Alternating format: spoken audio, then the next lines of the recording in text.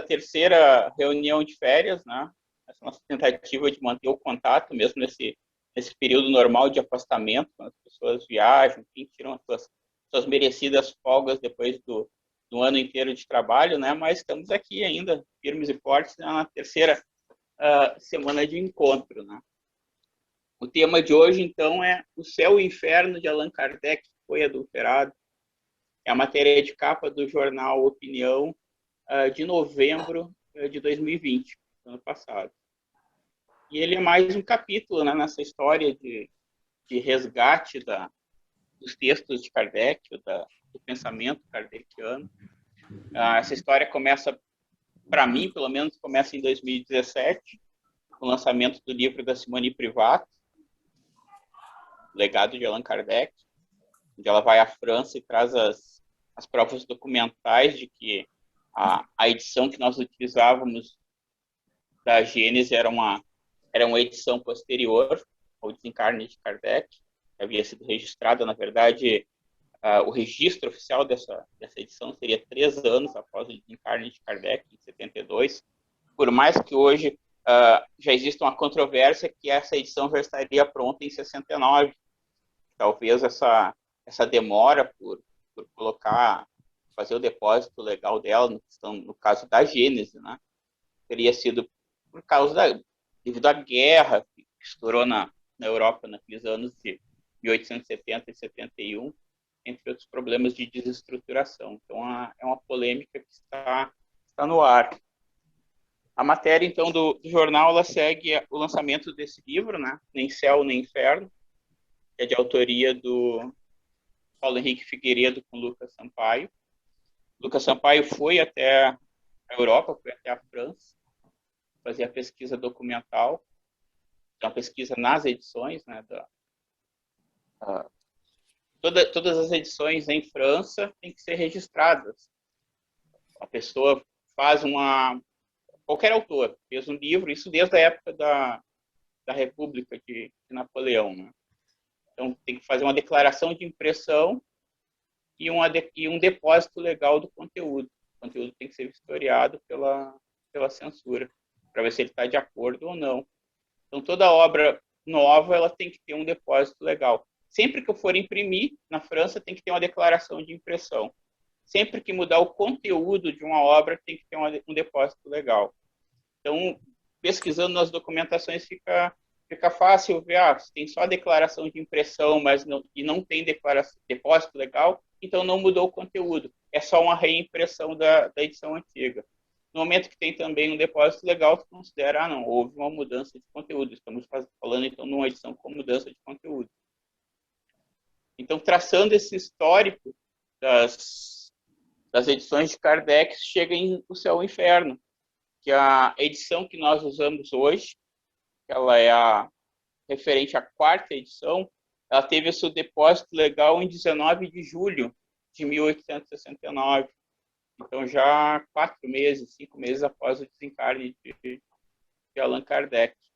E é uma edição que a dúvida com relação a ela não é uma coisa atual, né? Se a gente pegar as obras básicas de Kardec, por exemplo, e for olhar, todas elas têm prefácio. A única que não tinha prefácio era O Céu e o Inferno. Mas se fosse olhar as edições antigas, a 1ª, 2ª e 3ª, que são só reimpressões, O Céu e o Inferno todas têm. Então, a partir da 4ª, parece que esqueceram, né, o prefácio na hora de fazer a edição, e ela sai sem o prefácio. Então, quando chega aqui no Brasil, as edições dessas que vêm para o Brasil são a partir dos clichês fechados em 1874. Do Livro dos Espíritos chega para a gente a 17ª edição. Tá? Ela é uma reimpressão igual à 16ª, que foi a última de Kardec. Então, assim, das outras obras de Kardec, pela pesquisa do Lucas Sampaio e do Paulo Figueiredo, não há problemas. Então, os problemas de mudanças de conteúdo póstumos são colocados nas últimas. Claro, aqui eles focam nessa obra No Céu e o Inferno e, óbvio, na Gênese, né? É que nós tivemos os grupos de estudos. Além dessas, uma obra de Kardec que geralmente é esquecida é essa, que é o Catálogo Racional das Obras para Fundar uma Biblioteca Espírita. A gente tem dessa edição, dessa obra, a gente tem no Brasil traduzida a segunda edição dela. Ela é de junho de 1869. Sabia-se que havia uma primeira edição, que era de abril, mas não se tinha acesso, se considerava essa edição perdida. Ano passado, alguns pesquisadores encontraram outras edições em bibliotecas da Europa, e existe uma dessas edições que eles encontraram que tem grande possibilidade de ser uma primeira edição, que saiu junto com a Revista Espírita de abril de 1869. Quem conhece essa obra sabe que tinha de dúvidas nela, nessa aqui, era, por exemplo, a colocação dos evangelhos do Rustang, né, como recomendação de obra de leitura. E as outras duas instruções que ficavam em dúvida eram as que faziam referência à Revista Espírita de julho. Essa obra teria sido lançada em abril, então ela coloca aqui anúncios de obras que saíram só em junho e julho, ou seja, não teria como em abril Kardec ter lançado. E conferindo com essa edição nova que eles encontraram, realmente, nessa suposta primeira edição do Catálogo Racional, essas recomendações aqui de obras de julho de 69, que são os últimos dias de um filósofo, que é de Flammarion, Camille Flammarion, e a outra é uma instrução prática por MC Paris, que também é de julho de 69. Essas duas observações não tem na primeira edição. Em compensação, a que se tinha dúvidas sobre a orientação de leitura dos 4 evangelhos, né, como obras extras, ele está já desde da primeira edição. É uma coisa que demonstra para a gente que os editores pós-Kardec tinham o hábito de fazer mudanças, né? Tinham pequenas mudanças de edição. Nessa aqui são pontuais, tá? Essas duas, o catálogo racional. Então, as 3 últimas de Kardec. Seria o Céu e o Inferno, a Gênese e o catálogo racional.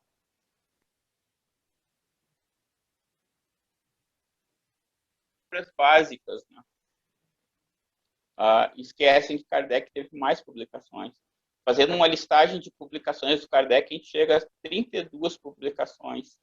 31 publicações de textos e uma publicação de gravura, que era a gravura do Alto de Fé de Barcelona. Então, esse corpo kardeciano, essa dinâmica das obras de Kardec, elas englobam 32 publicações no período de vida dele, e assinando Allan Kardec, sem considerar as obras que ele assinava como Rivail.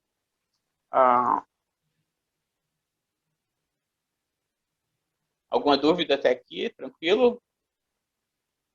Tranquilo. No Céu e o Inferno, os autores eles partem então de um princípio nessa obra do Paulo Henrique, né? Algo que já tinha sido feito na Gênese. Ele parte de um pressuposto que já existia um movimento dentro do espiritismo francês naquela época, que era adversário ou contrário às ideias principais de Kardec. Era um lado mais religioso dentro desse espiritismo, mais vinculado com o grupo de Bordeaux, que era o grupo dos gustanguistas. Então, como é que eu vou dizer isso? É como se Kardec, o espiritismo segundo Kardec, ele praticamente nunca existiu puro, né? Kardec nunca conseguiu ter uma supremacia total, nem na sociedade parisiense, vamos dizer assim. Essa tentativa dele de colocar essas novas ideias, de arejar, ela já sofria esses ataques desde aquela época. Então, a gente já pode contar desde 1863, pelo menos, que algumas posturas de Kardec eram contestadas por outros setores dentro do espiritismo. É algo natural quando a gente passa para pensar. Imagine assim, a gente tem uma religião dominante ou um pensamento dominante. Enxerga um pensamento novo. Então, é natural que exista esse confronto de ideias. A gente não pode marcar um ponto fixo de transição. Kardec lançou o Livro dos Espíritos, a gente tem um antes e depois. Não é assim. Tu tem um tempo que essas ideias têm que penetrar, as pessoas têm que ler, têm que debater, têm que enfim, tem que assimilar essas ideias de alguma forma. Vai existir resistências, vai existir pessoas que vão aceitar prontamente, outras que não, mas, enfim, vai ser um movimento gradual. Então, é natural que exista esse tipo de confronto, que existe até hoje nas concepções. Quando a gente fala, então, em Bordeaux, sabe, o grupo lá de Rustang, que era um grupo mais, vamos dizer assim, era um espiritismo mais voltado para uma ideia católica de punição, ou uma ideia mais maniqueísta, vamos dizer assim, a colocação do corpo como prisão da alma. Ou seja, a encarnação ela não é basicamente... Em Kardec, a gente tem a encarnação escola. A gente encarna para progredir, para aprender. Ela é uma necessidade do caminho do progresso.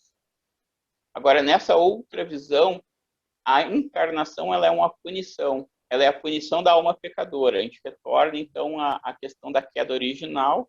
Né? Então, o corpo é a prisão do espírito, não a escola. Eu me liberto, volto para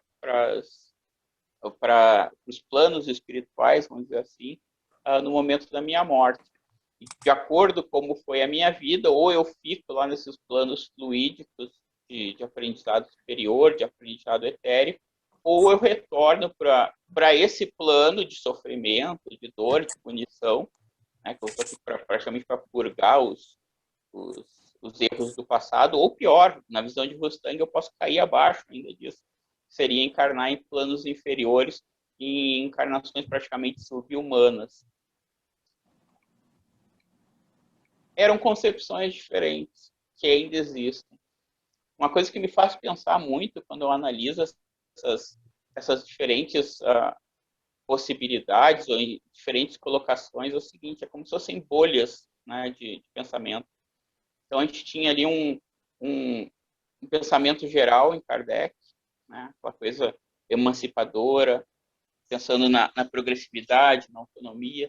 A gente tinha setores lá na Europa mais ligados, então, nessa mentalidade heterônoma das religiões, esperando uma intervenção divina para a salvação, onde o homem não é o responsável direto pelas suas ações, enfim, precisa ter um salvador que vai lá e estenda a mão e conduza ele para um plano superior. Como vai existir outras também, se a gente se afastar, claro, quando a gente está estudando o corpo kardeciano, então a gente se prende muito em Europa século XIX, né, da metade do século XIX. Mas se a gente viajasse um pouquinho mais para o Oriente, para a Grécia, para Israel, para o Egito, para a África, ou se atravessasse o oceano, chegasse no nativo americano, ou lá na China, no Oriente, teriam concepções diferentes. Né? Então, esse próprio controle que o Kardec postula, que é o controle universal, ele tem a sua limitação, que é a limitação daqueles espíritos que se comunicaram com ele. Então, quando a gente abre o leque e enxerga e tenta enxergar isso de mais longe, a gente vai ver que existem muitos pontos conflitantes entre essas interpretações. E uma coisa que eu acho muito interessante, isso aqui no nosso exemplo institucional do Centro Cultural Espírita de Porto Alegre, quando a gente vê a carta de princípios do CCEPA, a gente tem ali, quais são 5, eu até anotei aqui para não ler errado, 5 princípios. Primeiro, a existência de Deus. Segundo, a evolução, lei do progresso. Terceiro, a pré-existência, sobrevivência e comunicabilidade. 4, pluralidade das existências e dos mundos. 5, a lei da causa e efeito. Esses 5 princípios, não importa a bolha em que eu estiver, não importa se eu vou estar na África, não importa se eu vou estar na China, eles servem. É uma carta plural, permite esse diálogo, vamos dizer, uma convivência saudável entre as partes que pensam diferentes. Aceitamos esses princípios básicos. Agora, as particularidades ficam para cada um.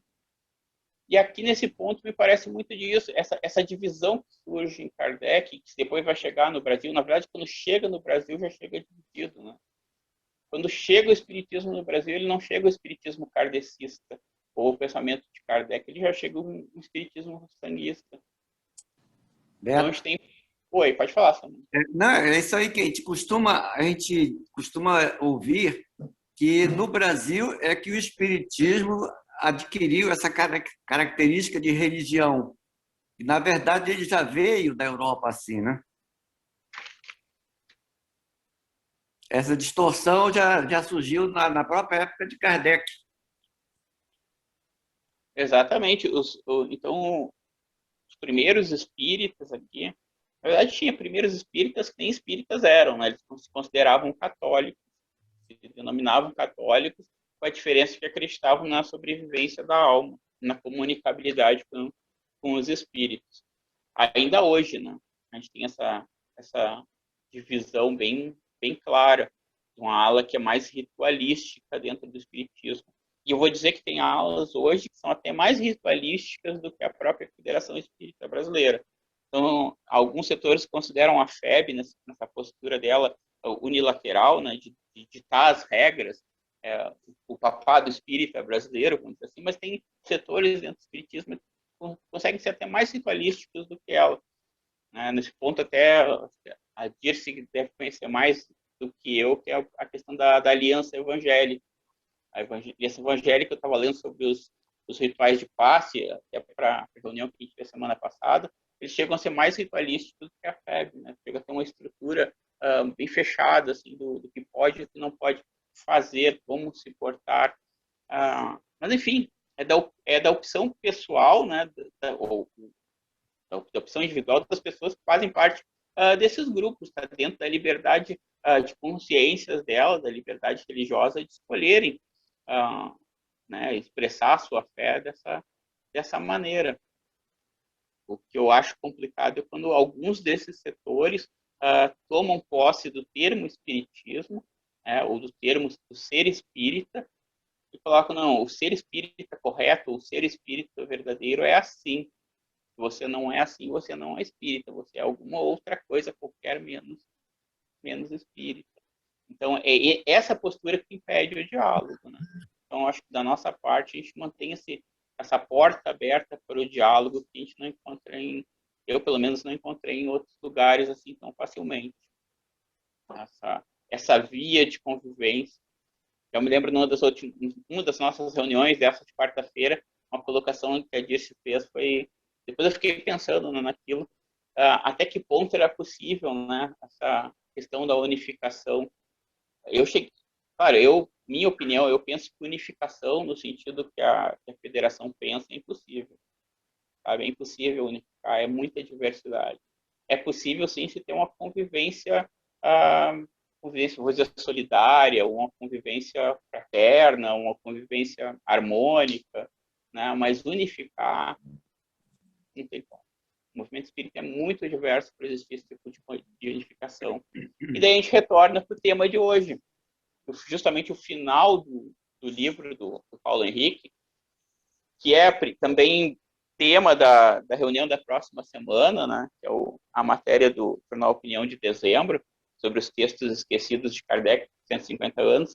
Esse livro do Paulo Henrique Figueiredo e do Lucas Sampaio termina justamente com os manuscritos de Kardec sobre os planos que ele tinha para o movimento espírita, né, que eram planos inovadores para a época, que era uma estrutura democrática, uma estrutura plural, participativa, sem um núcleo central ditando regras, mas com a participação coletiva na forma de um conselho, né? Sem uma estrutura central unificadora que ficasse ditando, isso aqui é o correto, esse aqui é o ortodoxo. E é uma estrutura que não vingou, né? Kardec estava trabalhando isso em 68, então em 69 ele estava se preparando à mudança, ele estava saindo do cenário principal, e o plano dele era justamente fazer isso, sabe? Criar esse conselho espírita, vamos dizer assim, que fosse democrático plural. Daí ele desencarna em março, a gente tem aí abril, maio, junho, 3 meses depois a história inverte, né? Porque é criada uma sociedade anônima com 3 administradores, num processo que depois, 2 anos depois, dá o poder para o Lei-Marie, que praticamente assume como se fosse um papa do espiritismo. Outro ponto. Oi. Bom, eu confesso que eu ainda não tive tempo de ler, só dei uma olhada assim no livro Nem Céu nem Inferno, do Paulo Henrique e do Lucas. Mas assistia o lançamento e algumas coisas me chamaram a atenção. Bom, a primeira pergunta que eu gostaria de fazer para ti. Já foi lançado, ou está por ser lançada, a edição que seria a original do Céu e Inferno em português? Aquela que não aquela que teria sido original do Kardec, que não é a que a gente conhece? Não, a primeira edição ainda não tem, ela é publicada. Aqui no livro, Nem Céu nem Inferno, nos apêndices, eles restauram o prefácio, eles colocam o prefácio e colocam também o capítulo 8, conforme era.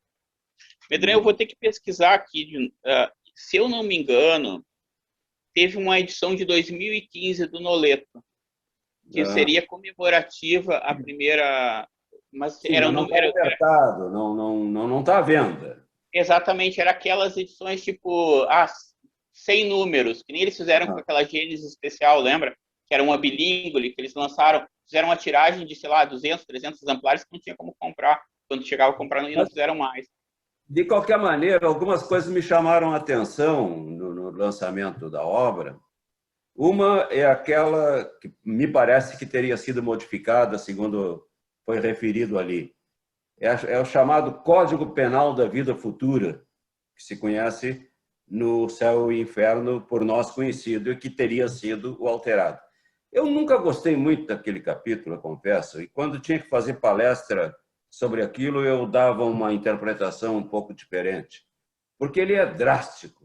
Aquele capítulo Código Penal da Vida Futura é assim: você fez, você tem que refazer, você tem que reparar, senão você continua com aquela culpa, e, enfim, é uma coisa, parece que é uma coisa matemática. Você fez, você tem que desfazer para poder se regenerar. E a visão mais, digamos assim, mais heterônoma dessa questão não, você não tem que pagar coisa nenhuma, você tem que crescer, porque aquilo que você fez dentro das suas condições psíquicas, das suas condições de capacidade de entender no tempo em que você fez. Quer dizer, na medida em que você cresce, você está, por isso mesmo, com o crescimento, modificando as suas atitudes, modificando os seus pensamentos, e com isso já está resgatando. Ao passo que aquele Código Penal da Vida Futura, ele é draconiano. E me parece, não sei se tens informação mais concreta a respeito disso, me parece que esse teria sido um dos capítulos que teria sido alterado. Sim, sim. Vamos lá, então. Eu tenho é bom perguntar, porque eu tenho a mania de sair pela tangente, né? Então, é bom me centrar. A questão, assim, Medram, é a mesma coisa que aconteceu com a Gênese, tá? Kardec publicava textos na Revista Espírita. A Revista Espírita era o grande laboratório de Kardec, onde ele ia analisar, então ele colocava as teorias para analisar se elas iam ou não entrar no corpo da doutrina. Fazia parte do método de investigação de Kardec. A Revista Espírita era o laboratório dos textos, das mensagens, das atas de reuniões, enfim, etc.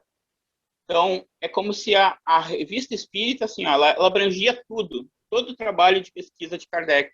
Só que após isso havia um filtro, o filtro racional, o filtro da concordância, e depois os textos caíam nas obras básicas, nas obras da doutrina. Então, esse era o método de Kardec de filtrar as coisas. Então, é uma grande polêmica, no ano passado teve aquele estudo lá da USE sobre a Gênese, que eles fizeram capítulo a capítulo comparando. Então, chegou o ponto assim, mas isso aqui é de Kardec, isso aqui está na Revista Espírita. Tudo bem, está na Revista Espírita, mas cabe dentro da Revista Espírita, porque a Revista Espírita era laboratório, não dentro de uma obra básica. Se Kardec tivesse colocado em vida dentro da obra, era uma coisa. Ele admitindo, essa teoria aqui, ela tem suporte suficiente dentro do controle universal para que eu coloque dentro de uma obra básica. Então, no momento que a gente não tem essa ação direta do Kardec, como a gente não tem como confirmar Kardec fez isso, a gente não tem como negar a autoria, o texto é de Kardec, ele publicou o texto na Revista Espírita, tá? Agora, a colocação dele na Gênese ou no céu e no inferno é que é suspeita, porque ela é posterior ao desencarne, ou o registro da obra é posterior ao desencarne do Kardec. Então, a gente não tem como ter certeza que foi ele que fez essa alteração. Foi ele que pegou aquele texto da Revista Espírita e colocou no céu e inferno ou na Gênese. Desse capítulo específico que tu fala, ele era o capítulo 8 da obra original. Acabou se tornando o 7. E o 5 da obra original, ele foi cortado. O 5 original foi cortado e unido com 4. Muitas partes suprimidas, ele ficou muito menor para justificar um capítulo, se unificou com 4. Então se perdeu um capítulo. Esse que era o 8, que era o das penas futuras, se tornou então o 7. Tem muita coisa que corta, tá? Foram cortadas. Muitas partes de textos, basicamente aqueles que dão ênfase na autonomia da pessoa, a autonomia do indivíduo definindo o seu futuro, né? Então, aqueles que tiram o tribunal, é uma coisa muito draconiana, né? É uma coisa muito egípcia, aquilo do pesar o coração, né? É um tribunal externo ao ser. São entidades de julgo, enfim, todas essas partes são cortadas e é inseridos justamente textos da Revista Espírita de março de 1809. Vocês podem conferir, o título é A Carne é Fraca, Estudo Fisiológico e Moral. Só que mesmo na Revista Espírita, nesse estudo fisiológico e moral, que são partes desse texto, que são inseridos, então, em O Céu e o Inferno na 4ª edição. Não estavam nem na primeira, nem na segunda, nem na terceira. Bom, a segunda e a terceira do Céu e Inferno são iguais à primeira, são só reimpressões. A 4ª é a que muda. Essa 4ª é de julho de 69. Só que essas inserções da Revista Espírita não chegam na conclusão. A conclusão é a seguinte, sim, a carne é fraca. Né? A carne é fraca. Mas ela é tão forte quanto o espírito que nela está encarnado. Então, é relativo também. Isso da carne é fraca, existe uma relatividade inerente. E essas questões, então, não são colocadas. É colocado justamente como tu falou, aquilo do julgamento. Agora, foi Kardec que fez isso? Foram os editores posteriores? Aí fica a dúvida. Uma coisa que, assim, como eu falei, isso até essa do catálogo racional que foi encontrada, essa suposta primeira edição, Medrado, do catálogo que foi encontrado lá pelo pessoal que nega a adulteração. Só que comparando essa suposta primeira edição do catálogo que eles encontraram com a segunda que nós temos, que foi traduzida no Brasil, são diferentes. Então, já nela, já está ali comprovado, houve alguma mudança entre abril de 69 e junho de 69, naqueles editores que assumiram naquele período. Então, era uma prática de fazer essas mudanças editoriais. Claro, eu estou contando essas mudanças mais evidentes, vamos falar assim. Tem, claro, as pequenas mudanças, que é trocar uma maiúscula para um minúsculo, uma minúscula para maiúscula, mudança de pontuação, a própria mudança na ordem das frases dentro do texto. Então, pequenos trabalhos editoriais também tem, e que não vão ter um impacto, vamos dizer assim, na compreensão da obra. Tá? Bom, quer dizer, parece o Drauzio Varela agora naquele meme, que ele diz sim, às vezes não.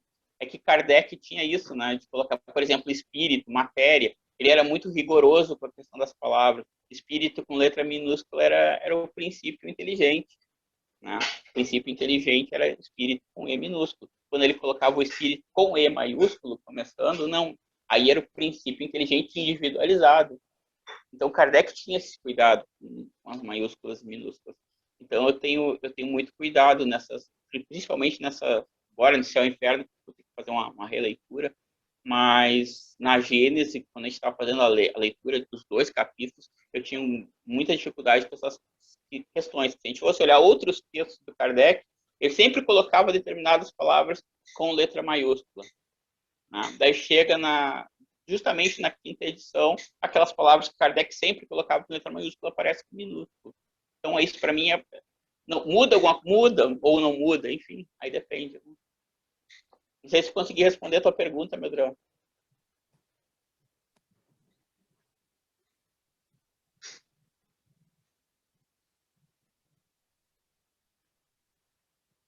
Mais alguma colocação, pessoal? Alguma dúvida? Algum direcionamento?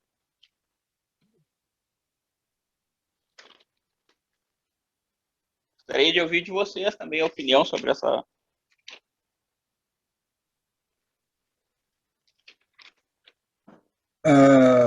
Eu tenho uma dúvida. A semana passada, o Salomão colocou um vídeo sobre o umbral, com colocações do Edson, não me lembro todo o nome dele. Eu gostaria de ouvir algum comentário a respeito daquilo, porque também está bem relacionado com o assunto do céu e inferno, do purgatório, dessas figuras que o André Luiz trazia muito, de lugares onde se reuniam espíritos do bem, cidades, mas também lugares escuros onde espíritos maus traziam sob controle, sob domínio total os espíritos mais atrasados, espíritos culpados. E o Edson coloca de uma forma assim, como isso aí tudo é um processo mental de cada espírito. Eu não entendi muito bem aquela colocação dele, não sei se caberia agora a gente discutir isso. Eu acho que tá dentro, sim, eu até compartilhei também nos grupos a palestra do Edson. Eu penso assim também, viu? Bem como o Edson, é mais uma construção mental do espírito do que um local físico propriamente determinado. Existe um umbral físico. Não, ele é mais uma construção mental e ela é transitória. Ela pode ser permanente enquanto os espíritos estiverem plasmando aquele tipo de criação mental, mas não quer dizer que ela tenha existido sempre e que vai continuar existindo. Também não quer dizer assim, o umbral não existe. Não existe, né? No sentido literal, como um local fixo, como purgatório, como algo que vai sempre estar ali. Eu penso que não. Eu gostaria de ouvir a opinião de vocês, acredito que deve ter opiniões diferentes. Mas eu penso que ele é muito mais um estado mental, né? Um estado do espírito, das criações que ele faz, né? Isso tanto individualmente, aí que está a grande questão da afinidade, né? Do espiritismo a gente tem o quê? Os espíritos se reúnem por afinidade. Então, essas criações mentais também. Então, às vezes, a gente pode ter uma criação mental que seja coletiva, de espíritos que estão fechados naquele plano, ou que estão naquele plano, que estão vivenciando aquilo, para eles é real. A percepção daquilo para eles é real. Sensação não, porque eles não têm mais corpo. É uma coisa... Tipo, sensações vêm de sentidos, né? Então, eu colocaria ainda um detalhe nessa discussão, o ponto de vista do processo obsessivo entre desencarnados, que se encaixa perfeitamente aí.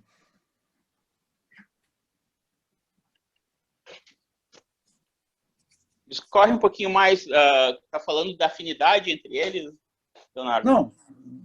Como é que você colocaria o processo obsessivo entre desencarnados dentro desse quadro umbral, não umbral, processo mental ou algum tipo de localização na erraticidade? Aí eu vou falar rapidinho e vou passar para os outros, tá? Vou chutar a bola. Eu acredito que existem locais, sim, por exemplo, locais onde a atmosfera espiritual, aqui no nosso plano, vão ser mais pesados, de acordo com as criações mentais daquelas pessoas que estão ali envolvidas.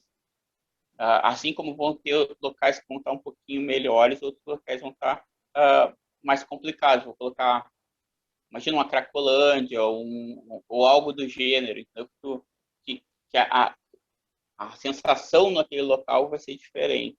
E, consequentemente, as afinidades que vão estar em volta daquele local também vão estar diferentes. Perfeito. O que vocês pensam, pessoal? Don Arson está pensativo ali. Bom, tu começou a falar, eu estava lembrando. De alguma forma, nós ficamos prisioneiros do cristianismo, né? E construímos figuras semelhantes ao do cristianismo. E fazemos uma leitura já com todo com toda a base espírita, dentro, mais ou menos, desse formato cristão, céu, purgatório e inferno. Não sei se é exatamente assim, porque me parece que, se a gente for para esse lado, tu pode entrar numa avaliação meio punitiva, né? Eu acho, e sempre disse isso, né, ao longo de toda a minha vida espírita, que para a gente ter uma ideia, mesmo que seja precária, do mundo espiritual, a gente tem que olhar para o nosso mundo. Porque nós somos os habitantes potenciais do mundo espiritual. Agora, conhecemos muito pouco do mundo espiritual, né? Nós não conhecemos uma série de relações que aqui nós vivenciamos em função de estarmos encarnados, limitações e processos de vida que não sei se são exatamente assim no mundo espiritual. Acho que nós deveríamos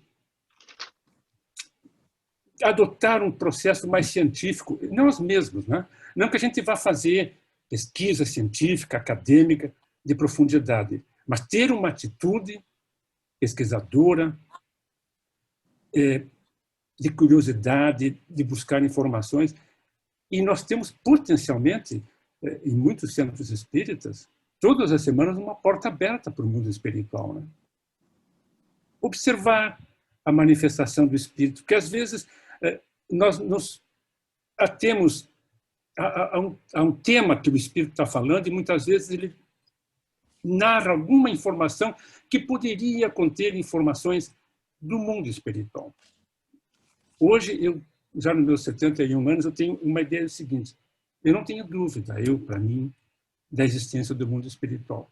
Agora, como ele é mesmo, se a gente for fazer uma pesquisa do depoimento dos espíritos, ele é bem variado, dependendo da origem do espírito, do nível do espírito, da época em que viveu o espírito. Quer dizer, a variedade é muito grande, que nós teríamos que fazer, de fato, coletar essas informações para observar melhor. Então, eu não gosto muito dessa análise de umbral, porque me parece muito punitivo, sabe? Eu acho que a vida ele é um processo natural e eu acho que nós, na área do conhecimento do mundo espiritual, da relação com os espíritos, nós estamos assim, antes da pré-história. Antes da pré-história. Se sabe muito pouco mesmo. Se especula muito, se imagina muito, se faz muitas hipóteses, mas se conhece pouco, muito pouco mesmo, né? Então, essa é uma grande dúvida que eu tenho. Digamos assim, quando se desencarna, abre-se uma nova realidade. A maioria dos que desencarnam não se comunicam com os que estão aqui, pelo menos até onde eu sei. E isso não me parece que seja um processo de tensões. É que deve ser outra realidade. Outra realidade que nós não estamos sabendo, por alguma forma, compilar essas informações e trazer. Então, na verdade, parece que para muitos assim que ficar na superficialidade é um certo consolo. Eu gostaria de aprofundar mais essa relação, saber como seria. E os espíritos podem nos dar boas informações, não diretamente. Quem lê a revista espírita, assim, dia a dia, abrindo, sobretudo aquelas comunicações que Kardec trabalhava ali, é impressionante a profundidade, a intensidade da realidade, as informações que os espíritos traziam. E hoje nós praticamente perdemos isso. E aí, então, sobra conosco uma avaliação mais filosófica da vida com base nessa informação que nos chega. Mas aí eu digo o seguinte, eu pelo menos, particularmente, eu nem ia participar do trabalho de hoje porque eu parei de ler com repetição o segundo livro. Eu leio o livro dos Espíritos e dos Médiuns. O Evangelho, a Gênese e o Céu e o Inferno, eu guardo aqui como um documento histórico de um passado que ocorreu. Não leio mais. Fui católico muito tempo, mas olha, eu acho que, de certa forma, o que atrapalha o espiritismo são esses 3 volumes, que impedem que nós tenhamos uma visão mais aberta da vida. Quando eu digo mais aberta, eu quero dizer assim, ó, eu não vejo o movimento espírita expressar opinião sobre o meio ambiente. E nós estamos vivendo crises muito sérias de meio ambiente. Eu não vejo o movimento espírita falar sobre as questões vivenciais. Nossos vizinhos todos estão discutindo, a Argentina acabou de aprovar um aborto, nós nem sequer discutimos isso. O que eu quero dizer com isso? Que nós não discutimos questões que dizem relação com o Zezinho, que está na esquina ali, ó, esperando que alguém chegue e converse com ele. E a gente sempre volta para aquela questão. Não é uma questão de política partidária, é uma questão de gestão pública, de saúde pública, é uma questão social. E isso nós temos que manifestar, independente de que cor que esteja no poder. Essa é a opinião. Essa é a nossa função na vida, né? Melhorar, ajudar a melhorar o mundo, né? E me parece que nós estamos fazendo muito pouco isso. E olhamos muito para o passado. Estamos muito presos no passado, sabe? Quase dogmático em relação aos livros, os cinco livros que Kardec publicou. E eu digo assim, na verdade, a leitura que eu faço é a seguinte, eu pego toda essa bagagem que eu recebi e olho para frente. E olho para o futuro. E vou tentando olhar o mundo com essa base. Mas não sujeito a esta base. Eu posso mudar. E acho que até devo mudar, né? E esse, para mim, é o grande desafio que nós precisamos fazer. Essa relação com as pessoas, relação com os movimentos que defendem a vida, que defendem essa brutal desigualdade que vivemos. E acho que essa é a dificuldade que nós estamos tendo no espiritismo de nos comunicar com essas pessoas, de trazer esse debate para dentro da casa espírita no bom sentido, né? No sentido de dar o olhar espírita nosso, hoje, atual, sobre o que acontece no mundo, né? Por isso que, me desculpe se eu sou um pouquinho radical, mas... E quem está falando aqui é alguém que foi católico até os 22 anos, né? E daquele de ir à missa todos os domingos. Minha mãe era neta daqueles italianos bem carola, então eu ia sempre, né? E aí, quando eu faço um olhar, quando nós começamos na CIALP, e éramos muito religiosos, quem é daquele tempo deve lembrar, né? E, de repente, isso tudo, para mim, é uma questão de passado. Eu não consigo. Eu me ver na CIALP em 1974, 75, e olhar hoje como eu sou, de, puxa, como é que eu consegui mudar completamente o jeito de pensar a vida? Completamente. Eu hoje, o que mais tem é dúvida, não tenho mais certeza. Naquela época a gente vivia no equilíbrio, era tudo certo. E hoje, então, mas é isso que eu acho que faz a gente seguir adiante. Essa incomodação é que nos faz. E acho que nós temos que avançar um pouco mais para chegar naquelas pessoas que ainda não chegaram onde nós chegamos, assim, em compreensão, em entendimento, em oportunidade. Não vou me estender muito. Era só isso que eu queria dizer. Então, se me perdoem se eu sou um pouco radical. Mas tem jeito, tem que pensar desse jeito mesmo. Vou te recomendar um autor, Donarson. É o Juan Manuel Estrada. O livro é... João? Juan Manuel Estrada. Juan, tá. Com J. Juan. Estrada. O livro é A Impossível Teodiceia. Encontra ele para vender na Paulus, na Paulina. Ele é um teólogo. E ele faz a seguinte análise, né? Teodiceia é isso, da justificação racional do mal no mundo, né? Então, ele coloca a análise do mal físico, o mal moral e o mal metafísico.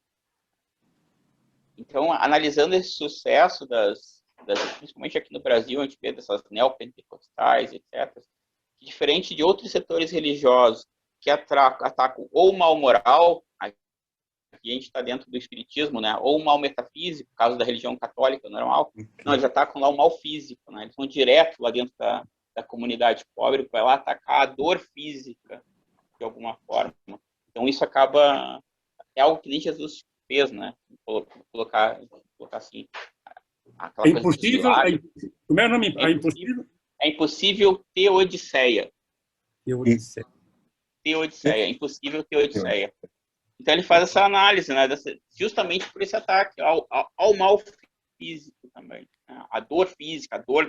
E alguns setores dentro da própria Igreja Católica estão se voltando para isso, né? Nas pastorais, etc. Mas é uma leitura bem interessante. E ali, fazendo esse complemento ali para o que o Leonardo falou, se me permitem, eu vou fazer uma defesa. Eu não sou advogado, tá? Vocês não me processem por eu estar exercendo função que eu não devo, mas eu quero fazer uma defesa do André Luiz, tá? André Luiz, o problema não é a história do André Luiz, o problema é pegar a história do André. As pessoas pegam a história do André Luiz como se fosse regra geral para todos os espíritos. André Luiz, ele está contando, é um romance, claro, é uma obra romanceada, mas André Luiz está falando o que aconteceu para ele, assim como lá o Camilo Castelo Branco, na Ivone Pereira, aconteceu para ela. Se a gente pegar ali a Revista Espírita, Espíritos Jorges, eu faço uma relação muito grande entre André Luiz e Jorge. Na Revista Espírita, a gente tem também a evolução de Jorge. Pegar os primeiros relatos desse espírito, na Revista Espírita, ele coloca assim, eu estou aqui, é tudo escuro, não vejo ninguém fala comigo, é só eu aqui, um escuro total. Então, o mundo dos espíritos, no primeiro momento, para ele, era uma escuridão total. Depois, foi passando o tempo, ele foi conseguindo, agora eu vejo vultos passando por mim, mas não se comunicam, eles não falam comigo. Então, se tu pega o Jorge nesse segundo momento, já tem outra visão do mundo dos espíritos. Opa, é um lugar de penumbra onde ninguém se comunica com ninguém, é quase uma visão de purgatório. Até ele passar por um momento que ele termina a perturbação dele, vamos dizer assim, ele toma consciência dele como espírito, e ele sai dessa fase de transição, que para ele foi mais ou menos longa. André Luiz também. Se pegar o Nosso Lar, aquilo ali é a história do André Luiz passando por aquela passagem, né? Aquela passagem de um momento de confusão para um momento de clareza. Sou o espírito, né? Estou desencarnado, aquela coisa toda. Mas se pegar depois a continuação das obras de André Luiz, quando ele relata outros desencarnes de outros, nem todos passam pelo umbral.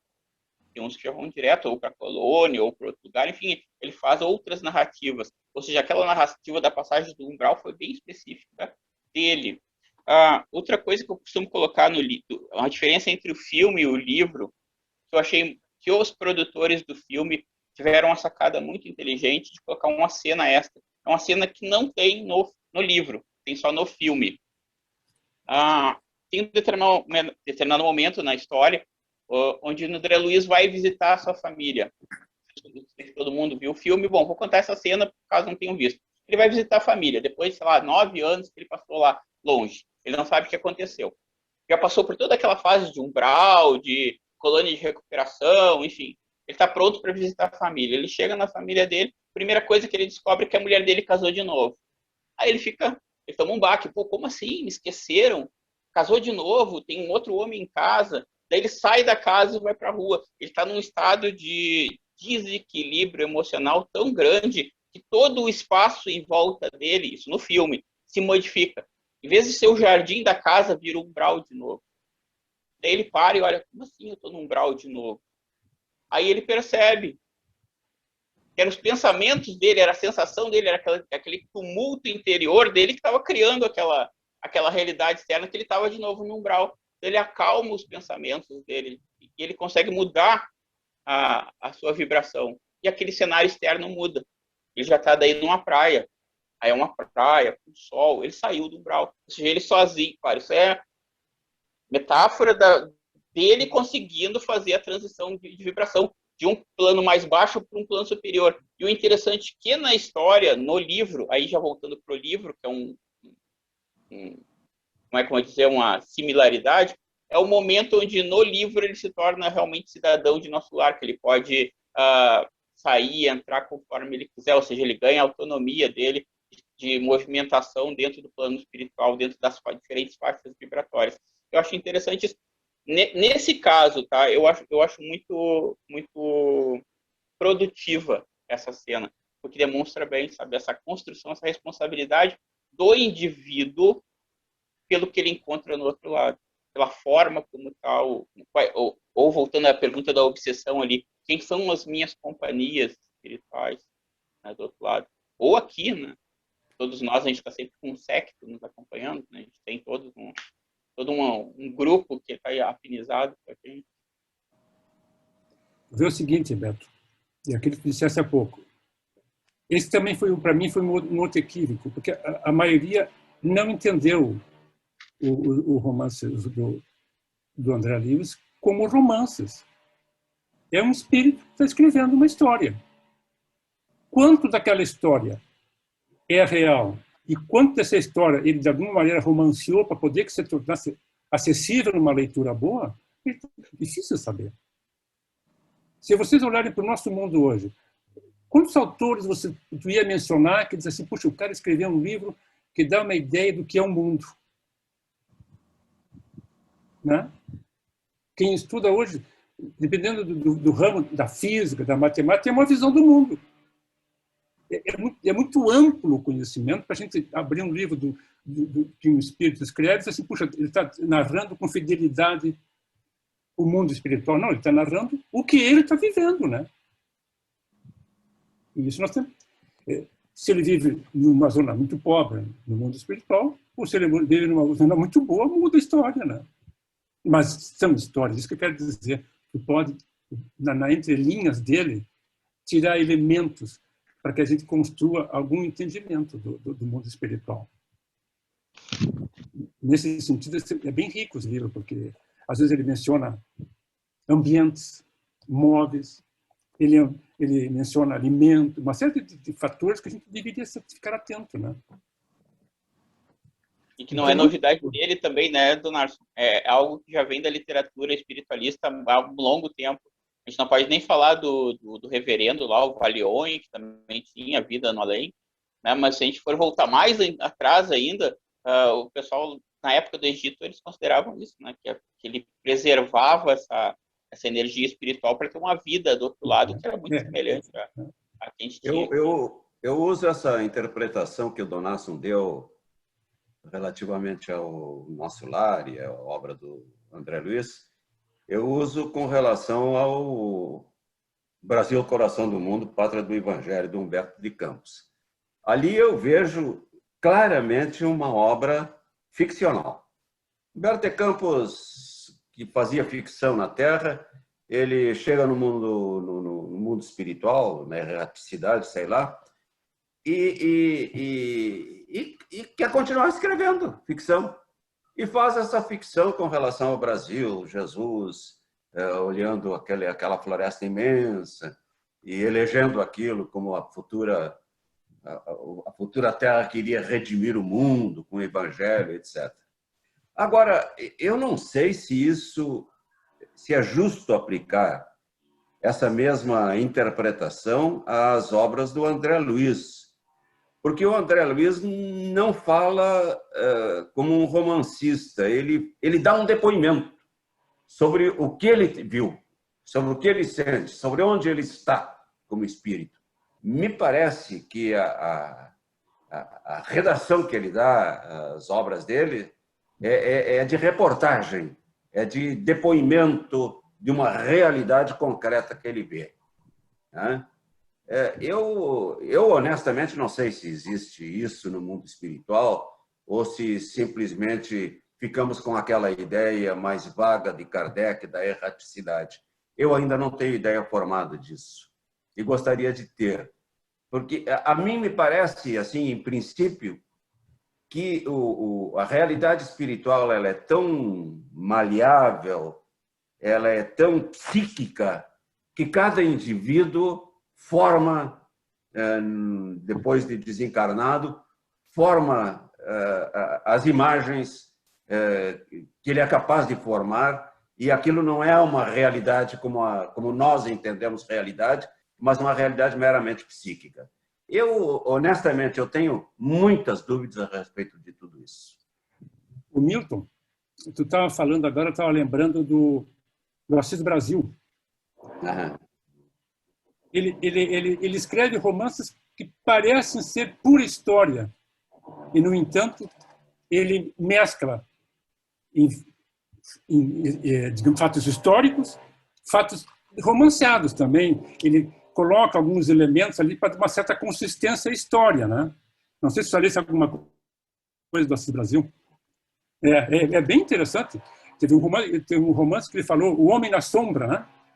Que ele narra um companheiro do Humboldt, quando andaram pela América Latina fazendo investigações em botânica, e ele pesquisou 10 anos da vida dessa pessoa para escrever o romance. E o romance, ele mesmo explica como é que ele escreve um romance histórico. Não é exatamente um livro de história, né? Tem fatos verídicos que aconteceram e também tem elementos que ele constrói em torno para poder tornar um livro assim atrativo, né? Acho que o André Luiz deve mesclar essas duas coisas, né? Além desse fator de ser uma visão muito pessoal, como espírito, né?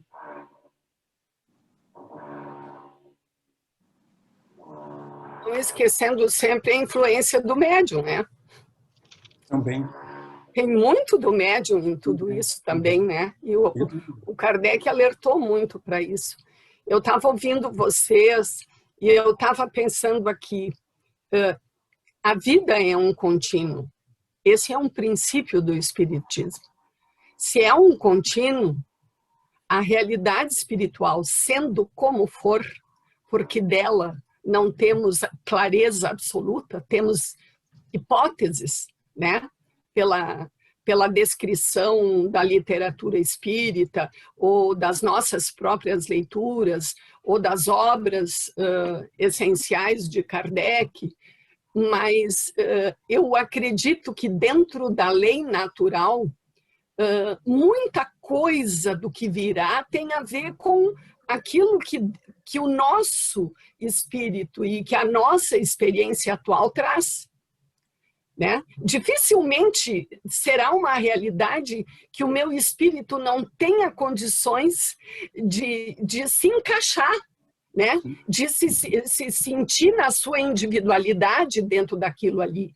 Então, se a gente considerar o homem encarnado, a gente pensa, seguindo esse raciocínio, que possivelmente teremos cenários. Teremos cenários. Mas como são esses cenários, temos hipóteses. Poderão ser, dentro da visão religiosa, lugares muito parecidos com os conceitos religiosos. Um umbral muito parecido com o purgatório, né? Enfim, vai depender de quem? Da prontidão daquele espírito e do que ele leva consigo como entendimento, como compreensão. Senão ele vai se amparar em quê? A menos que seja nada parecido com aquilo que pensamos. Uma coisa totalmente inovadora que ninguém até hoje conseguiu nos dar uma ideia clara. Então, eu acho que vai muito dentro desse contínuo de prontidão de entendimento, de prontidão de vivência daquele ser que desencarna, né? Eu acredito nesse contínuo, nesse processo. Não poderá ser uma coisa totalmente inovadora que eu nem me reconheça, né? E que eu não tenha experiência de nada. Se eu pensar na lei natural como um contínuo, como um passo a passo, como uma transformação que vai sendo feita em estados de vida um pouco diferenciados uns dos outros. Mas possivelmente lá eu terei que buscar sintonia, porque é uma necessidade do espírito estar com alguém, né? E não estar sozinho pode significar um tremendo sofrimento moral para um determinado espírito, né? Então, sem imaginar e sem querer, porque eu também não sei, né? Eu sou como quem é que disse? O Beto, que falou, e o Donarson, que disse: eu acredito que a vida espiritual existe como tal, né? A continuidade da vida para nós, que abraçamos o espiritismo, é um princípio. É um princípio. Agora, não temos referenciais seguros de como ela é, na verdade. Outro dia, conversando com o seu Jones, ele me disse que está se aproximando e que cada vez ele se questiona mais sobre tudo, né? E tu também falaste há pouco, né, Beto? Que tu tem mais perguntas do que respostas, né? Verdade. E eu acho que é esse o caminho da construção. E eu acho que não é tão vital a certeza de como é, né? De como será. É vital saber como eu estou hoje, porque isso é que vai, possivelmente, entre aspas, né, me permitir na continuidade do que eu sou hoje, né? Então, quanto melhor eu me sentir comigo mesma, quanto mais eu perceber que eu estou ampliando a minha compreensão, me soltando de preconceitos, me soltando de crenças amarradoras, né, heterônomas, isso vai me ajudar, possivelmente. Vou levar uma bagagem melhor até para adaptação nesse mundo, que não temos certeza, né, absoluta e clara de como será, né? Eu penso isso.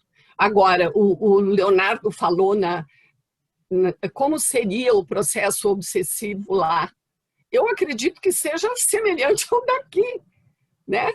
Semelhante ao daqui, porque se eu aqui permito ainda, e estou num estágio tal que vibro numa faixa vibratória que permita que seja negativa e que isso atrai outros que assim se sentem, lá não será diferente. Pelo menos não haverá um salto, né? O Kardec diz que a evolução não se faz em saltos, né? É processo. E esse processo, na minha cabeça, também é para mudança de estado material para um estado do plano espiritual. Para mim é um processo natural, sereno, tranquilo, né? E a minha composição moral, eu acredito nisso. Aqui ela constrói o meu... eu posso, nós aqui que estamos aqui nessa tela, né? Nós juntos, na nossa vida, com todo o grau de intelectualidade, de estudo, de busca que já tivemos, poderemos eventualmente, em determinados momentos, baixar tanto a vibração que parece que criamos um umbral aqui, né? Parece, determinados momentos existenciais. E por que isso não pode ocorrer lá? Né? Por quê? Poderia. Não está proibido de que não aconteça. E que, em baixando a vibração lá, outros se sintam próximos de mim e reforcem, se aproximem, porque se identificam com ela, né? E a reforçam. Eu acho que é um caminho por aí, sem ter... Eu também sou como o Milton, né? Eu tenho, assim, pelos princípios espíritas que eu acredito, eu vou tirando algumas pinceladas para ter uma compreensão e me preparar melhor para os momentos que virão no mundo espiritual. Mas eu não posso afirmar que essas minhas hipóteses são as verdadeiras, né? Mas cada um constrói as suas, né? Eu acho que o mais importante é que a obsessão não seja com o como será, mas como eu sou hoje aqui. Obsessão entre aspas. Né? Um adendo. Um adendo que eu gostaria de fazer, aproveitando o que tu disseste, quando eu penso em espírito, no elemento inteligente do universo, e nós somos espíritos, eu tenho que abstrair completamente a noção de lugar.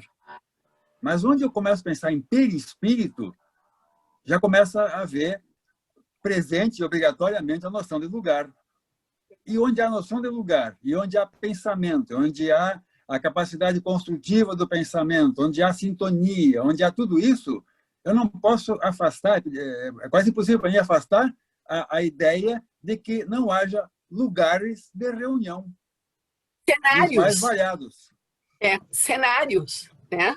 Mas Cenários, que necessariamente não sejam os mesmos para todos, como diz o espiritismo tradicional.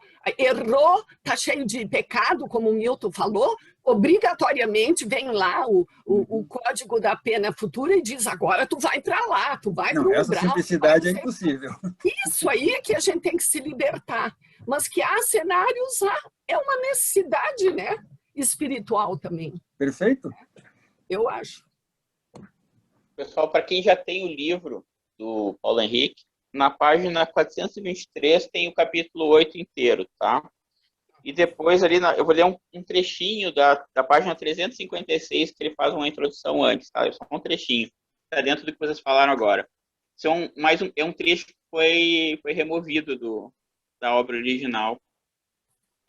Estando a sorte das almas na mão de Deus, ninguém pode, neste mundo, por sua própria autoridade, decretar o código penal divino. Qualquer teoria não é mais que uma hipótese, que só tem o valor de uma opinião pessoal e, por isso mesmo, pode ser mais ou menos engenhosa, racional, bizarra ou ridícula. Essa é a primeira edição, né? É, da primeira edição, isso foi retirado. Hein, Milton? Que coisa boa, né, Milton? Tu disse que tu lia aquilo e aquilo não descia, né, Milton? Que coisa maravilhosa, né? Agora, só para contar uma historinha boa para alegrar um pouco. A gente sempre tem convicção de que o processo obsessivo ele é um contínuo até a solução do fato. Seja nessa vida, pode continuar na próxima, pode retornar de novo, é assim, né? E aí, quando nós tínhamos trabalho de desobsessão na CELP, chegava dezembro, nós interrompíamos o tratamento de desobsessão, porque todo mundo vai para a praia, agora retornamos em março. Quer dizer, os obsessores também tiravam férias. Muito boa. Beto, além dessa parte propriamente dos passos técnicos que foram dados, né? E para chegar à afirmação dos autores do livro de que realmente houve adulteração, portanto, modificação do que o Kardec escreveu, né? Houve anexação de textos, de trechos inteiros que Kardec não escreveu, né? Acrescentando-se coisas, né? Além dessa parte técnica que comprovou isso, e segundo tu falaste, isso está patente no trabalho do Lucas e do Figueiredo, né? Do Paulo Henrique, tu chegaste a te deter na parte moral propriamente dita que eles levantam e que contraria todo o entendimento do espiritismo religioso? Tu chegaste Não. É muito basicamente isso que eu coloquei agora ali, dessas pequenas modificações. Claro, se a gente fosse fazer um estudo mais aprofundado, mas seria nessa direção, de tirar o julgamento externo e trazer de volta para o próprio indivíduo o seu grau de responsabilidade. Mas eu pensei que tu ia me perguntar de outra coisa disso, quando começou com a questão da adulteração. Que assim, quando a gente fala hoje em direitos autorais, é muito complicado. Eu já pensei, até já vou colocar para vocês aqui, que durante o ano, eu já estou pensando isso desde o ano passado, da gente chamar alguém da equipe do Paulo um dia para conversar com a gente sobre o trabalho deles lá no CEDOR. Até se me autorizarem, eu já começo os contatos. São dois amigos meus do Facebook, pessoas que eu conheço pessoalmente, de um jeito ou de outro. Isso de um lado, e também chamar do outro lado, dos que dizem que não houve uma adulteração, né, para a gente ter o contraponto. Um dos principais pontos que, acho que até o Medrano vai poder falar melhor disso do que eu, é que hoje a gente pode falar em adulteração daquela época é um anacronismo. porque essas regras de mudança de editoração só foram começar a surgir a partir de 1886, né, com o Tratado ali de Berna, na Suíça. Então, após isso, a gente tem uma delimitação maior. Então, essa parte do direito moral, de fazer modificações numa obra, depois do desencarne do autor, tendo os escritos ou rascunhos, né, na obra, era autorizado. Ainda hoje faz isso com obras póstumas, mas coloca a observação, né, que é uma obra póstuma. Então, existe essa vamos dizer, essa batalha legal ali, né, que é adulteração, é modificação, até que ponto... Até junho, a Amélie Boudet era detentora dos direitos autorais. Então, ali em junho, ela passa para aquela sociedade. Aqui é quando começam realmente as publicações, que é na forma dos administradores, daqueles 3 primeiros administradores. Então, até que ponto os editores poderiam modificar a obra? Até que ponto essa modificação é adulteração? Tem textos que foram colocados, trechos que não saíram de lugar nenhum. Ou Kardec criou num manuscrito, não, só que não se tem, né, o manuscrito. Alguma coisa se tem lá no CEDOR. Eles até disponibilizaram aqui no livro os QR Code para ir lá e acessar a fotocópia do original para se confirmar. Outros são textos da Revista Espírita, ou seja, a autoria é de Kardec, mas é de Kardec em outro lugar, em outro momento, não no Céu e Inferno. Era um texto que cabia num outro contexto, não naquele. Então não se tem como ter essa certeza. E tem textos que realmente não se sabe de onde saíram. Pode ser da cabeça do editor, enfim, vai saber o que, até que ponto foi o nível de editoração. Mas fica essa dúvida. Nós estamos num mato sem cachorro, então. Porque nós não sabemos com certeza o que Kardec escreveu de fato e o que deixou de escrever, segundo isso que tu acabaste de dizer. Vai lá. Né? Porque é um conceito técnico que tu está trazendo, mas que para o estudioso, aquele que quer saber realmente da autenticidade daquela ideia em Kardec, nós ficamos, então, ainda no Ministério do Ar, apesar de todo esse trabalho de pesquisa. É isso? Agora me fugiu o nome deles, na França, eles não são federação, acho que é a União Espírita Francesa, né, de Charles Kemp. Eles estão adotando o seguinte critério para as edições deles. O Livro dos Espíritos, a 16ª edição, ele teve modificações até a 8ª, depois foi só a reimpressão. O que é o Espiritismo? Impressão da 8ª edição, julho e setembro de 68. Livro dos Médios, 10ª edição, julho de 67. O Evangelho segundo o Espiritismo, 4ª de dezembro de 1867. O Céu e Inferno, a 1ª, né? Agosto de 1865. E a Gênesis, a 4ª edição. Na verdade, foi o ponto de polêmica deles. Eles fizeram um vídeo agora no final do ano passado. O pessoal que é contrário à adulteração e Charles Kemp estava junto. Então foi um ponto de contradição. Que legalmente, o que você tem certeza que foi de Kardec foram as últimas que foram registradas por ele oficialmente nos órgãos oficiais. É isso que eu ia dizer para Dirce. Na realidade, a gente tem certeza, sim, daquelas obras que foram publicadas por Allan Kardec enquanto em vida. Dessas, não tem dúvida de que ele que escreveu. Foi ele o autor. Agora, as que foram publicadas depois da morte dele, eu vejo, eu dizia isso, inclusive, quando a gente fazia aquele estudo lá nas sextas-feiras. Olha, esse texto que foi incluído aqui, depois da morte dele, eu vejo Kardec nesse texto, em alguns textos. Eu via Kardec ali. Quer dizer, ele pode ter deixado alguns escritos que ele não incluiu na obra, mas que ele pretendia, quem sabe, futuramente, fazer uma revisão da obra e colocar. Agora, na verdade, as obras que tidas como adulteradas, a gente não tem certeza. Não tem nenhuma certeza. Apesar disso, eu parto do seguinte princípio: a gente deve ler tudo, examinar tudo e dar a nossa interpretação a tudo que está escrito, né? Porque Kardec também, quantas questões ele se equivocou, né? E nos autorizou a retificarmos, incentivou conhecimentos novos, né? Então, a gente tem que ler tudo com muita crítica. Aquilo que é realmente de Kardec, que a gente sabe que foi Kardec que escreveu, e aquilo a respeito de que a gente tem dúvida.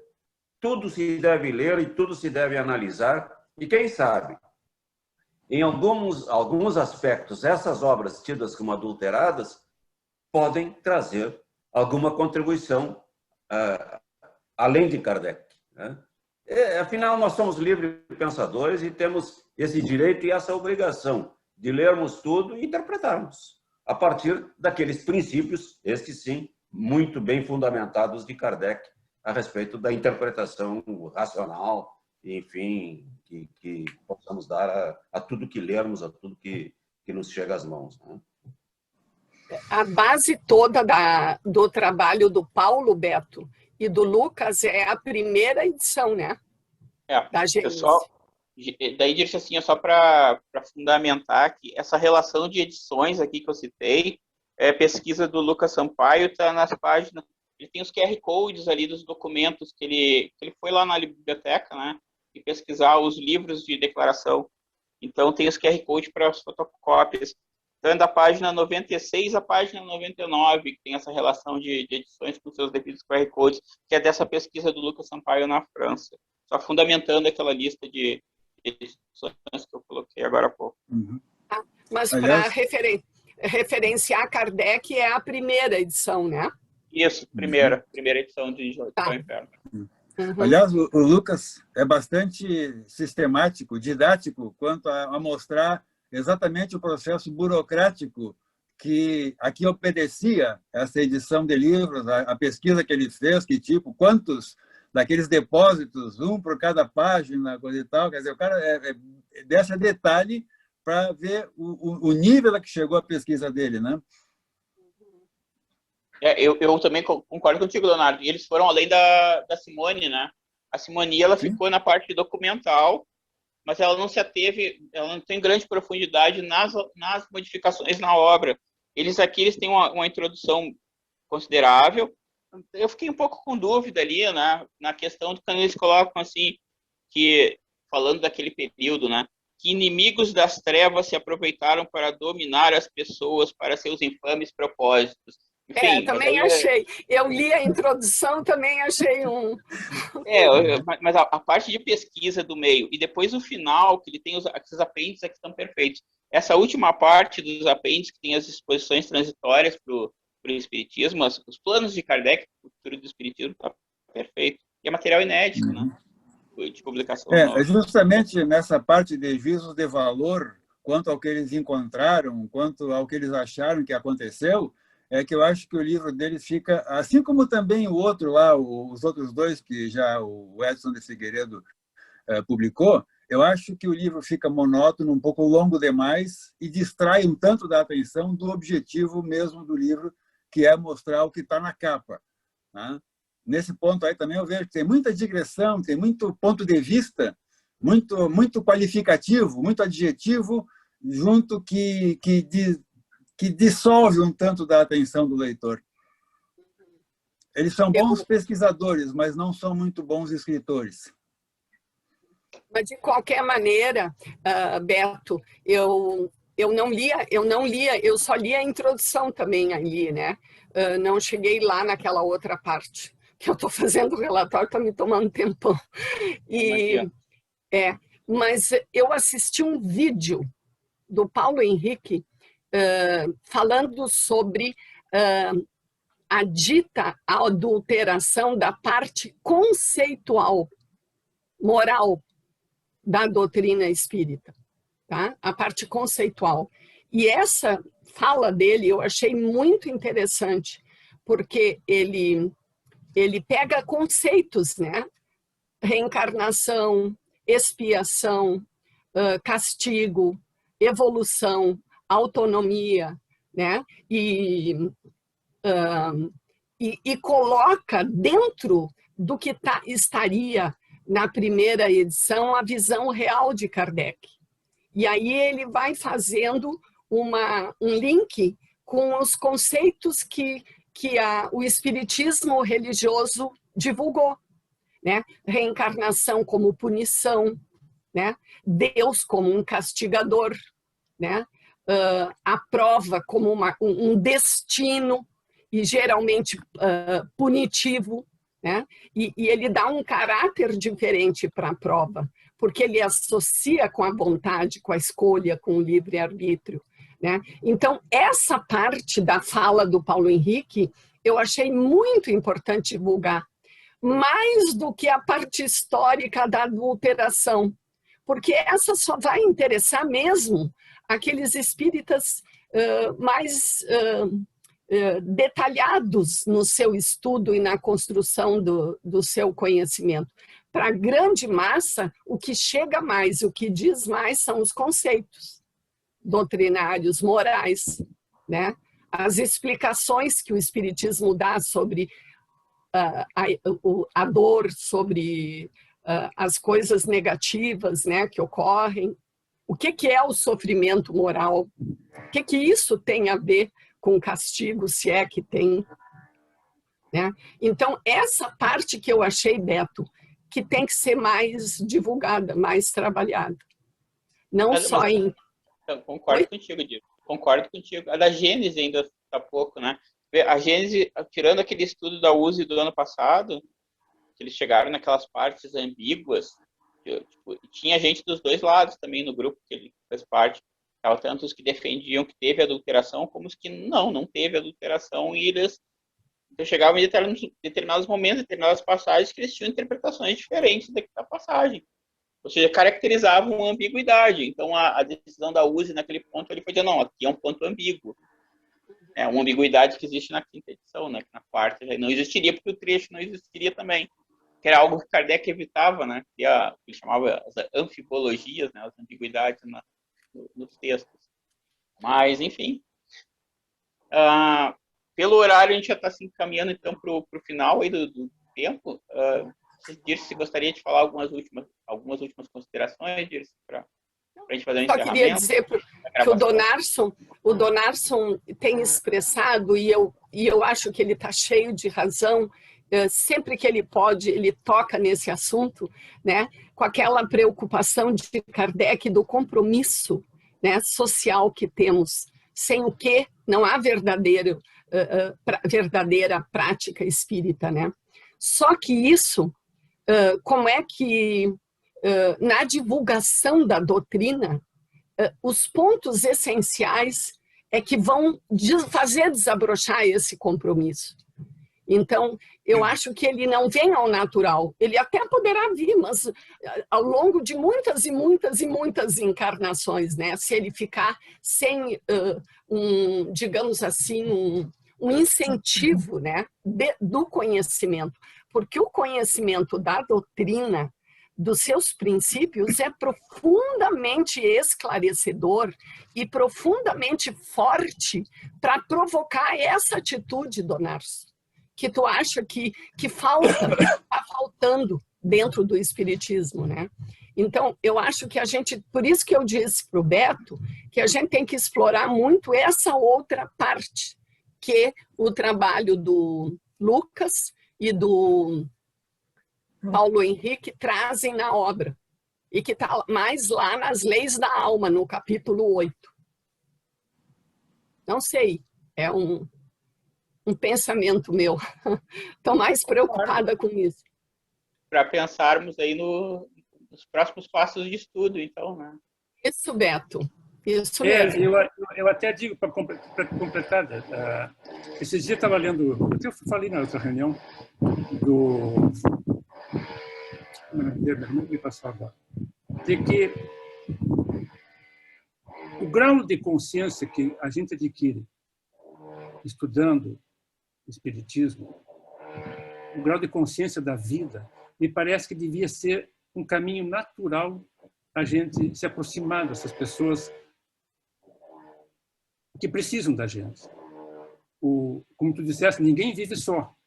Nós vivemos numa sociedade, né? E isso é um padrão.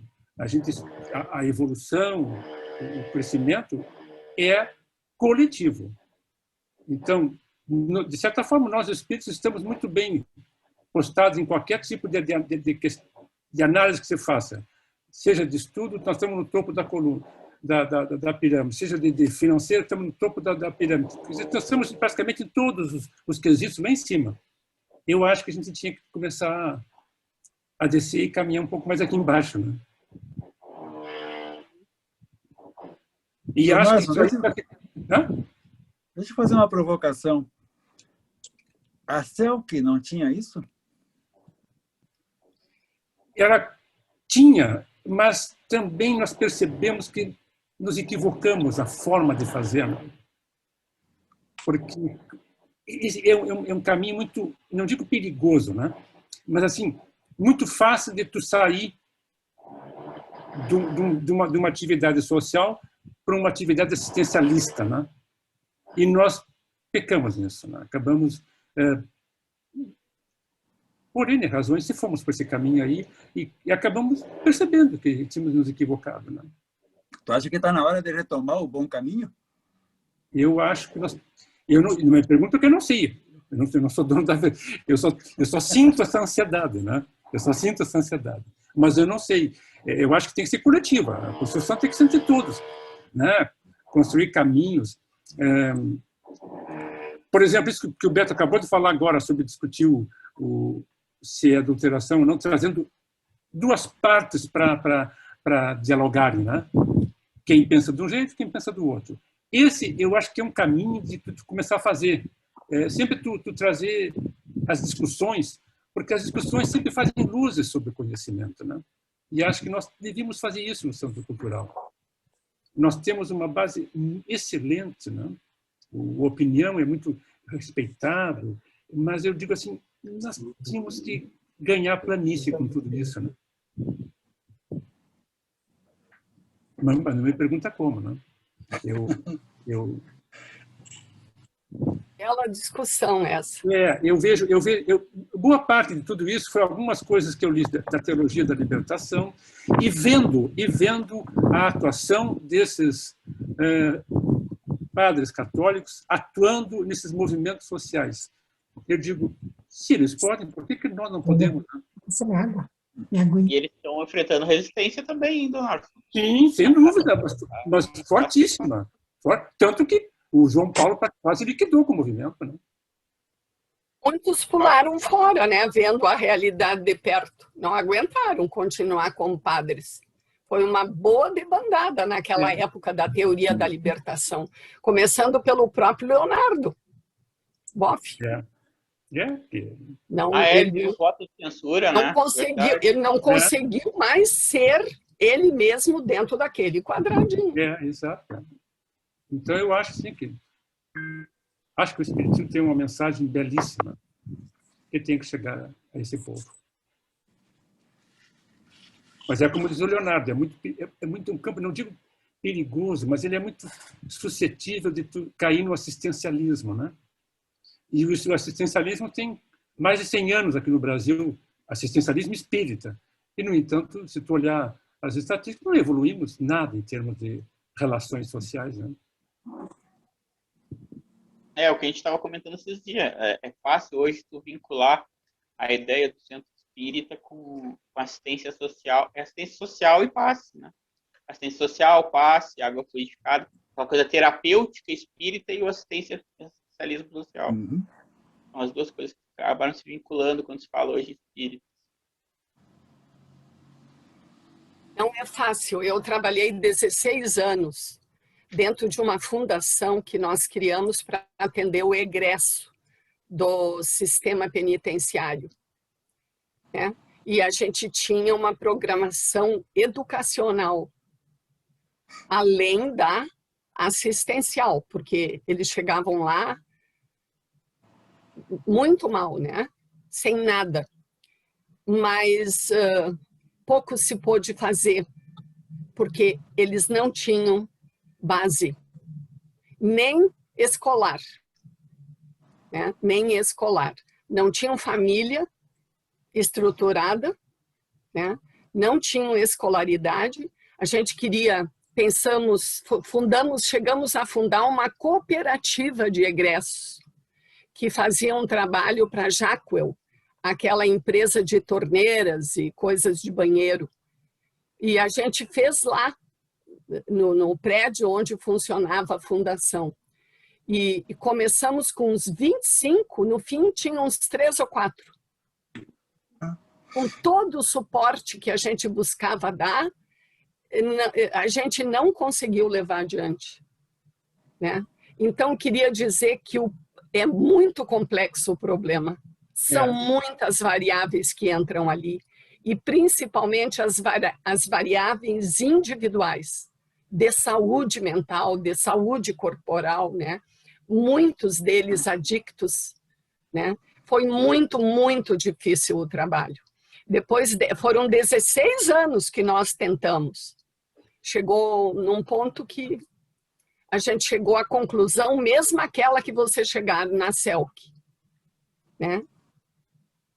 Então, eu realmente... É uma experiência que me pesou muito. Eu dei muito de mim lá naquela experiência e foi, até certo ponto, frustrante, porque exigiu muito de todos os voluntários e a resposta que não é que eles não quisessem, eles não conseguiam dar, né? Eles não tinham prontidão para fazer mudanças, né? E nós ali o que oferecíamos não era suficiente. Precisaria de psiquiatra, precisaria de psicólogo, precisaria de terapeuta familiar. Olha, não é fácil, não é fácil. Um dia, com calma, eu conto essa experiência para vocês. Assim como está contando, eu imagino que seja bem difícil mesmo, porque é uma coisa quase pessoal, né, disso. Mas eu também penso muito em tu defender direitos que muitas vezes estão sonegados, né? Direitos. Eu me lembro, eu trabalhei 2 anos no Uruguai e quando eu saí de lá, diz um uruguaio assim, por que tu não pede o seguro-desemprego? Eu tenho direito? Sim, porque eu é trabalhador uruguaio, né? Aí eu fui lá e os caras disseram, eu fiz o papel todo, era um ano de seguro-desemprego tão grande assim. Quem tem mais de 60 anos aqui no Uruguai é 1 ano. Veja o nosso caso brasileiro, por exemplo. Acho que é 4 meses, né? Então, esse tipo de percepção que eu digo assim, tem coisas que nós devemos pensar um pouco, né? E isso, muitas vezes, a gente acaba influenciando. É nesse sentido. Assim, a gente enxerga, nós temos capacidade de enxergar, ajudar as pessoas através de direitos que estão sonegados, que são bastantes, né? Assistência de saúde, educação, que sucatearam o serviço público, né? E está falando alguém que sonha em escola pública, hein? Tudo isso, né? Mas é isso. Bastante reflexões, então, né, gente? Foi bom. Eu vou encerrar a gravação, a gente pode ficar conversando mais um pouquinho, se vocês quiserem, mas só para encerrar, então, a gravação. Eu acho que o que a Dirce falou ali do programa dela ali, né, que não chegou num limite, né? Eu acho que o limite não é pelas necessidades que eles encontraram lá, mas talvez a exaustão dos próprios voluntários, as pessoas que estavam trabalhando ali, que eles vão ali tentando ajudar e vai chegando, talvez, né, acaba assim não é fácil essa necessidade, estavam falando de prestar assistência, né? Seria de pegar umas marretas, quebrar as pedras, que nem lá no São Paulo ali, mais ou menos isso a ação, mas também tem todo um limite da pessoa mesmo que está fazendo aquilo também, né? Ela vai lá na assistência e aí eu lembrei de uma coisa que falavam muito em todos os trabalhos lá das pedagogias, que é o tal do movimento que ficou muito famoso, tal do quem cuida do cuidador, né? Que ela saber que as pessoas que vão ajudar aquilo ali, elas também têm as suas necessidades e elas, né, vão estar sofrendo efeito de tudo que elas estão encontrando lá, né? Talvez por isso chega um momento que para aquilo e diz, não dá mais. É verdade, Antônia. Tu acaba sendo afetado por aquela realidade. É bem verdadeiro. Esse grupo todo está sendo também cuidado,